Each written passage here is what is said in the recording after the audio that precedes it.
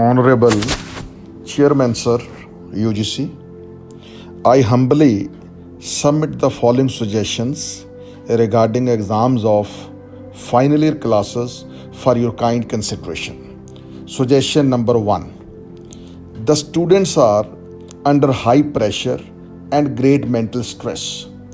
It is not an easy affair to go for final examination under such uncertain situations where the fear of corona is on every mind. UGC must take into account the prevailing situation and should think rationally whether is it possible in the true sense to take examinations by the students. The spirit of UGC in conducting the exams may be absolutely true, but the situation does not warrant it. Second, UGC has time and again asking for online examination. It is a known fact that more than half of the country is still in the villages. In spite of wide spread of internet facilities, still the rural people lack the required and desired connectivity for the purpose of examination.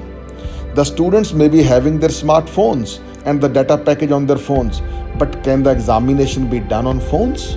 The answer is capital no, because it is only possible on laptops or desktops, which the most of the students are lacking.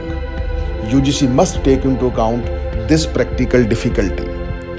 When many large states, number 3, when many large states are not ready for the examination, who will be going to take responsibility in case any casualty happens? UGC must appreciate the viewpoint of the concerned states which are reluctant to do the examination because institutions cannot do it at their own without the support of the state. Moreover, the hostels of most of the institutions have been taken by the governments to convert them into isolation centers. Number 4, the final year students have already been tested 5 times.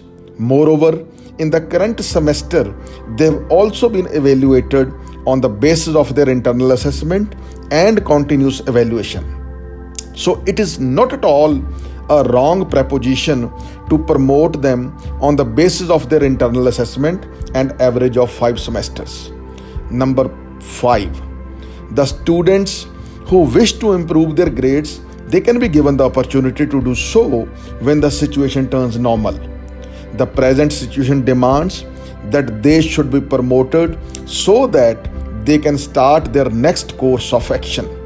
The delay in the decision will cause irreparable loss to the most precious asset of the nation, that is the youth.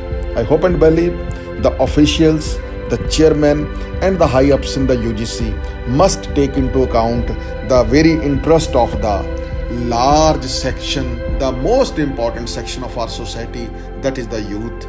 Thank you very much.